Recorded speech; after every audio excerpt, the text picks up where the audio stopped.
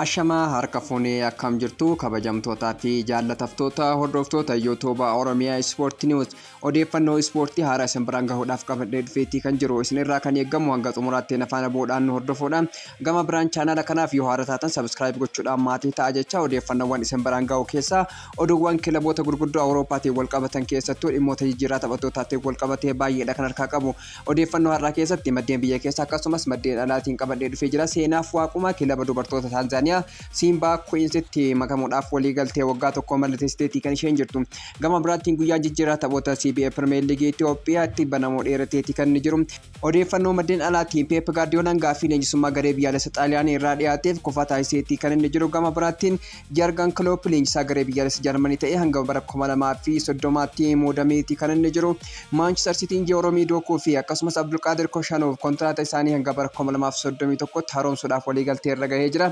Arsenal Bruno Guimaraes mallatteessifachuudhaaf tarkaanfii cimaa fudhachaa jira jedhamee jira odeeffannoowwan kanneen keessatti bal'inaan kan ilaallu ta'a odeeffannoo kennaa kanneen keessatti odeeffannoowwan bal'inaan kanaa fi kanneen alaatiin kilaboota wajjin wal qabsiisnee odeeffannoowwan hirtuun harkatti argama hanga xumuraatti gumna faana boodhaa yoo hordoftan odeeffannoo bal'aadhaa kan isin argattan kanaan wal qabatee odeeffannoowwan koo argachuudhaaf akkana wajjin turtan jecha odeeffannoo koo jalqabaatti isin dabarsa.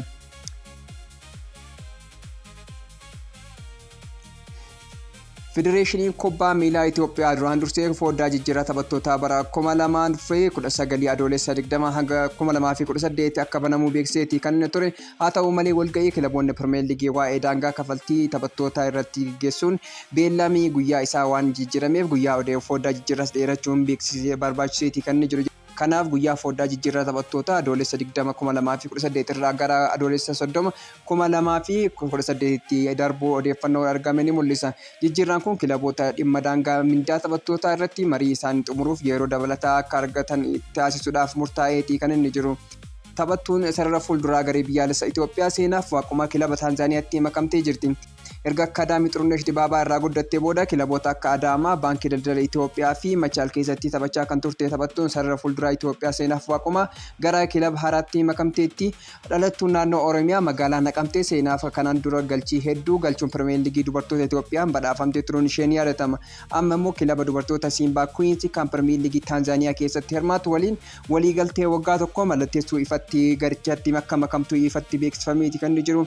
Hadiyyaa Hosaanaa leenjisaa haaraa muudeetii kan inni jiru kilabni Hadiyyaa Hosaanaa erga guyyoota muraasa dura leenjisaa Faasil Takkalany walii galtee waraawwatee booda leenjisaan kun gara Adaamaa waan deemeef leenjisaa haaraa barbaadaatii kan inni ture har'a immoo leenjisaa yeroo dhiyoo as buna Itoophiyaa irraa adda ba'ee Saamsoon Ayyaalee leenjisaa olaanaa kilabichaa ta'ee muudamee jira. Saamsoon Ayyaalee kanaan dura akkasumas Baardaar Biiraa Daashaan Midira Gannat Shiree Dirree Dawaa fi Itiyoo Elektiriik leenjisuun muuxannoo guddaa leenjisaa qabudha. Bara dorgommii darbee immoo waliigaltee waggaa lamaatiin buna Itoophiyaa leenjisaatii ture. Leenjisaan kun waliigaltee isaa keessa waggaa tokkoo fi ji'a 6 osoo isaaf hafuu buna Itoophiyaa irraa adda ba'eetii kan ture. Ammaaf immoo leenjisaa haaraa Hadiyyaa Hosaanaa ta'uudhaan hojii kan eegaluu ta'a jedhamee jira. Sadarkaa biyyoota waancaa addunyaa irratti hirmaatanii haga ifa ta'eetii kan inni jiru kanumaantu biyyoota tokko hanga 10 jiran yoo ilaallu tokkoffaa irratti Ispeenitu argama. Ispeen waancaa shaampiyoonaa addunyaa ta'uun isiitii mirkaneeffattee kan turte kanaan wal qabatee sadarkaa tokkoffaa irraa Arjentiinaa irraa fudhachuu dandeetteetii kan isheen jirtu sadarkaa lammaffaa irraa Arjentiinaa yoo ta'etu sadaffaa irra sadarkaa afuraffaadhaan kan xumurte Fireensi teettee jirti. Waancaa addunyaatiin sadarkaa sadaffaadhaan kan xumurte Ingilaandi afuraffaa qabattee jirti. Biraazil shanaffaa, Moorokkoo ja'affaa taatee jirti. Poorchugaal torbaffaa, Beeljiyeem 8ffaa, Krooshaan 9ffaa akkasumas Meeksikoon 10ffaa biyyoota qabatanidha. Gama odeeffannoo biraatti yoon darbu taphataan garee biyyaalessaa Arjentiinaa Nikolaas Otamendiin garee biyyaalessaa Arjentiinaaf taphachuun nagaa jechuudhaan soorama of baaseeti kan jiru. Otamendiin bara 2009 irraa eegaluudhaan garee kanaaf taphachaa kan eegale yoo ta'u taphoota 129 garee kanaaf taasisuun waancawwan addunyaa 4 irratti hirmaachuun bara 2022 garee kana waliin waancaa addunyaa injifachuu danda'eeti kan inni jiru. Jarmanii leenjisaa duraanii Liverpool kan ture Jurgen Klopp garee kubbaa miilaa biyyaalessa ishee leenjisaa olaanaa gootee akka muddeeffatti beeksiseetii kan isheen jirtu. Klopp waliigaltee hanga waggaa waancaa addunyaa bara 2030tti turu mallatteessuun wal qabatee garee biyyaalessa Jarmanii hanga sa'aatti ni leenjisa jedhameeti kan inni jiru. Leenjisaan umrii 59 kun waggoota 9 Liverpool keessatti dabarseen waancaa gurguddoo 6 injifachuun milkaa'ina guddaa galmeesseeti kan inni jiru.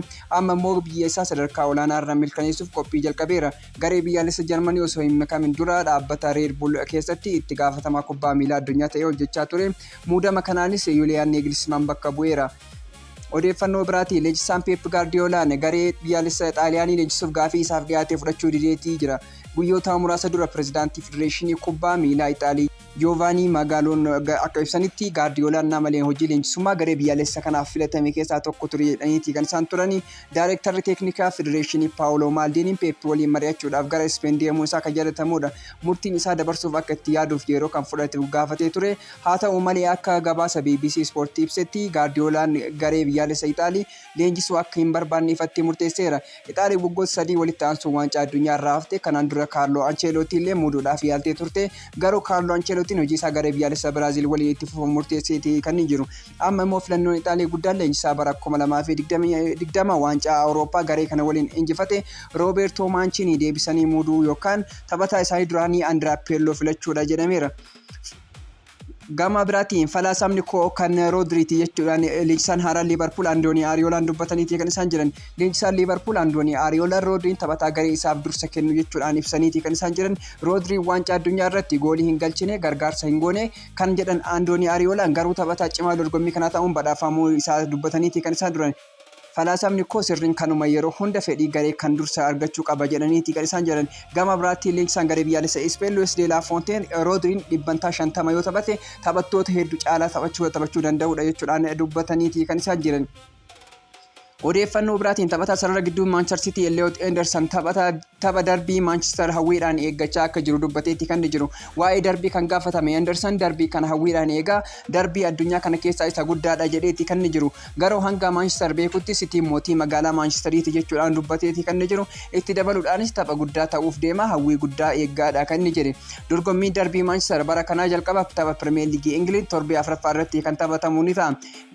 Gama biraatiin odeeffannoo Man Cityidhaan wal qabatuun taphataa sarara ittisaa isaanii Kosaanozii fi akkasumas taphataa sarara fuulduraa Jerome Dokuudhaaf kontiraataa hanga bara 2031tti isaan tursiisuuf waliigaltee irra gahanii akka jiran gabaafamaara. Cityin kanaan dura Gvardiol tursiisuudhaaf waliigaltee irra gahu turuun isaa kan yaadatamudha.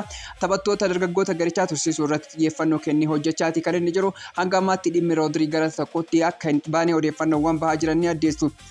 Gama biraatiin kilabni lixaa London Chelsea taphataa sarara ittisaa France Marc Locroix Crystal Palace irraa fudhachuudhaaf waliigaleetii kan inni jiru. Chelsea taphataa sarara ittisaa giddu galeessaa kana paawundii miliyoona 52 kan mallatteessuu akka ta'u yoo ta'u taphataan kun har'a qorannoo fayyaa taasisuudhaan Chelsea wajjin kontiraataa waggaa 6 mallatteessa jedhameetii kan eegamaa jiru. Crystal Palace taphataa sarara ittisaa bakka isaa bu'uu argachuudhaaf gabaatti akka bahee himamaatti kan jiru. Lacroix bara darbe Crystal Palaceif taphoota 55 irratti goolii 3 galchuun kubbaawwan 3 mijeessee kenneetii kan jiru. Arsenal taphataa sarara gidduu Biraazil Bruno Guimaraes mallatteessifachuudhaaf tarkaanfii cimaa fudhachaa jiraachuun himameetii kan inni jiru. Odeeffannoo bahaa jiru akka agarsiisutti Arsenal taphatichaa waliigaltee dhuunfaa irra gahuu ibsameera. Kana malees kilabichi yuuroo miliyoona 82 Newcastle Unitediif dhiyeessuuf qophii xumuraa irra akka jiru odeeffannoowwan bahan ni mul'isu. Leenjisaan Arsenal Mikael Arteetaan taphataa kana gara Emirates fiduudhaaf fedhii guddaa qabaachuu hojii isaanii milkeessuuf dhiibbaa cimaa taasisaatii kan isaan jirani. Fabrizio Romanoon akka gabaasetti Bruno Guimaraes kanaan dura Arsenalitti makamuuf fedhii isaa ifatti ibsateetti kan ture. Haa ta'u malee hanga ammaatti waliigalteen kun kilaboota lamaan gidduutti ifatti hin xumuramne. Kanaaf mirkanaa'uu isaa eeggamaati kan inni jiru. Gama biraatiin Chelsea dorgommii kanatti akka makamee fi Manchester City haala isaatti dhiyeenyaan hordofaa akka jiru odeeffannoowwan tokko kan bahaa jiran ni addeessu. Cristiano Ronaldo Arsenal gadhiisuu danda'a jedhamee jira. Kilaboonni Xaaliyaanii fi Saawud Arabiyaa irraa mallatteessifachuuf fedhii qaban akka jiran odeeffannoowwan bahaa jiranii. Bein Jacobs akka gabaase taphataan kun teessoo jira taa'uu hin barbaadu. Kanaaf Arsenal gadhiisuu fedha qabaatti. Kanaaf kilaboonni Saawudii yookiin gara Xaaliyaanii deemuu akka danda'u odeeffannoowwan bahaa jiran ni mul'isu. Odeeffannoo biraatiin Romero waliin kallattiin wal qunnamuu taasisuu yeroo ammaa mariin kilaboota gidduu gama taphatichaa taasifamaa akka jiru maddoonni Inter Milan irraa bahaa jiran ni addeessu. Waliigalteen kun salphaa akka hin taanee fi xumura isaa ulfaataa ta'us kan ibsame yoo ta'u garuu Inter Milan waliigaltee kanarra gahuudhaaf dhiibbaa gochaa jirachuudhaan Fabrizio Romanoon gabaaseera. Manchester United taphataa sarara gidduu Roomaa Manu Kone waliin dhimma dhuunfaa waliigaltee irraa akka ga'ee ibsameera. Manchester United taphataa kanaaf hanga paawundii miliyoona 50 dhiyeessuuf fedhii qabu jedhamee jira. Gama kanaan Manchester United sarara jidduu isaa cimsachuudhaaf taphattoota hedduu irratti xiyyeeffateeti hojjetaati kan inni jiru. Kanaaf Bournemouth irraa Alexis Costa akkasumas Real Madrid irraa Oriol Chouamoni, Roma irraa Manu Kone fi akkasumas taphattoota biroo irratti illee xiyyeeffateeti kilabicha hojjetaati kan jiru. Kanaaf Manchester United taphataa sadaffaa ganna kana gara kilabichaatti dabarsu as dhiyeenyatti beeksisuu akka danda'u odeeffannoowwan bahaa jiran ni addeessu. Gama biraatiin kilabnummaan magaalaa Manchester kan biraa Manchester City taphataa sarara gidduu Lille Ayyub Bu'aadii fudhachuudhaaf yuuroo miliyoona 90 dhiyeessuuf qophaa'aa jira jedhamee jira. Manchester City dhimma dhuunfaa taphataa karaa waliif galtee irra erga gahee bubbuleetii kan inni jiru. Man City hanga waliigalaa kontiraata 2031 turuuf taphatichaaf dhiyeesseetii kan inni jiru jedhamee jira. Kanaanis taphatichaaf waliigaltee irra gahaniitii kan isaan jiran. Amma dubbiin kilaboota lamaan jidduutti gaggeeffamuuf eegamaatii kan inni jiru. Kanaaf Lille fi Manchester City as dhiyeennatti odeeffannoowwan akka wal qunnamuu danda'an maddeen bahaa jiran addeessu. Taphoonni Premier League Ingiliiz osoo hin jalqabin dura kilaboonni garaagaraa of cimsuudhaaf yaalaatii kan isaan jiran. Keessattuu kilabni obbo Dizerbii Tottenham Hotspur waggoota lamaan darban Premier League keessaa gadi bu'uudhaaf kan inni tattaafachaa ture. Kanaaf tattaaffii Dizerbiitiin bara 2025-26 Premier League keessatti kan hafe kilabni kun taphattoota garaagaraa hanga ammaatti kilabichatti fideetii kan inni jiru. Sandro Tonali akkasumas Matthias Fernandes sarara jidduu irratti kilaboota kana cimsachuudhaaf fidee jira. Kanaaf Tottenham Hotspur shaakala jalqabeetii kan inni jiru. Kanaafis shaakala kana keessaa taphattoota filate keessaa hanga ammaatti Mohamed Kudus fi akkasumas Kulusevskiin shaakala kana keessatti akka hirmaanne odeeffannoowwan bahaa jiran ni addeessu. Taphoonni michoomaa kilaboota garaagaraa itti fuudhaan kan gaggeeffaman yoo ta'u kilaboonni taphattoota isaan bakka bu'an filataatii kan isaan jiran. Kanaaf hanga ammaatti taphatamaatii kan inni jiru. Kana walqabatee Tottenham taphattoota kanneen lamaan osoo hin filatin gara Eeshiyaa akka imalee odeeffameetii kan inni jiru. Premier League Ingiliiz bara 2026-27 hawwiidhaan eeggamaa jira. Kilaboonni leenjistoota haaraa jalatti dhufaatii kan isaan jiran Liverpool Andoni Ariola, Manchester City Enzo Maresca akkasumas kilabooti garaagaraa leenjistoota haarawwan akkasumas kilaboonni gadi ol guddatan morkiin isaan gaggeessan eeggamaatii kan jiru. Kanaaf kilaboonni jijjiirraa taphattoota irratti baay'inaan hirmaachaatii kan jiran. Elliot Anderson gara Manchester City dhufeetii kan jiru akkasumas Morgan Rogers gara Chelsea deemee jira. Arsenal Zolskin fideetii kan jiru. Manchester United akkasumas Teleminias Aston Villa irraa fideetii kan jiru. Liverpool illee hanga ammaatti taphataa fidee inni qaba. Kilaboonni garaagaraa taphattoota ofitti dabalaa jiru. Akkasumas taphattoota jiran wajjin kontiraata isaanii dheeressaa jiru. Kanaaf dorgommiin bara itti aanu kilaboota kanneen gidduutti gaggeeffamu gamanumaan si'oominaan eeggamaati kan jiru. Gama biraatiin odeeffannoo argame Real Madrid taphataa Manchester City Rodri fudhachuudhaaf haalaan itti dhiyeenyaan hordofaa akka jiru gabaafameeti kan jiru. Haa ta'utii malee taphataa kana fudhachuudhaaf dursa kilabicha wajjin mari'achuu akka qabu odeeffannoowwan jiran addeessu. Walitti dhiyeenyi Manchester City fi Real Madrid qaban taphataa kana akka kilabicha dursee dubbisneef isa gara taasisee jira jedhameeti kan jiru. Kanaaf Real Madrid taphataa kana dursee kilabicha wajjin haasa'uu akka barbaadu odeeffannoowwan bahaa jiran addeessu. Gama biraatiin Harry Kane Bayern Munich keessatti kontiraata isaa dheeressuuf akka ta'e odeeffameeti kan jiru. Bayern Munich ganna kana taphattoota isaa kontiraata dheeressuudhaaf irratti akka hojjechaa jiru gabaafameeti kan jiru. Harry Kane dabalatee akkasumas Mikael Olsen kilabocha gadhiisuu danda'u gadhii jedhameeti kan eegamaa jiru. Keessattuu Mikael Olsen ga'umsa bara darbee agarsiisan kilabootni hedduu xiyyeeffannoo itti kennanii barbaadaati kan jiran.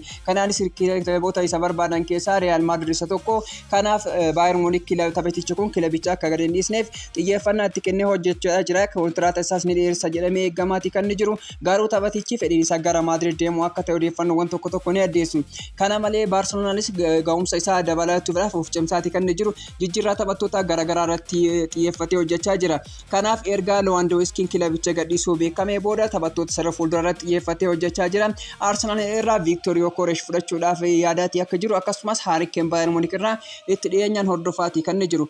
Kanaaf kilaboonni garaagaraa ammas xiyyeeffannoon isaanii taphattoota bakka qaawwa qaban irratti duuchuudhaaf of cimsuudha. Kanaaf Barcelonaallee akkasumas taphattoota sarara fuulduraa bakka qaawwa Lewandowskiin uumetti furuudhaaf taphattoota kanneen barbaadaa akka jiran gabaafamaa jira. Kabajamtootaa fi jaallatamtoota hordoftoota maatii YouTube Oromiyaa Sport News odeeffannoo ammaaf qopheeffadhee dhufe kana fakkaata ture. Qopheessuudhaan kan isin faana ture Aanuu Marqaasimee odeeffannoo waqtaawaa yeroo isaa eeggate kan biraa qabadhee hanga dhufutti iddoo gaarii.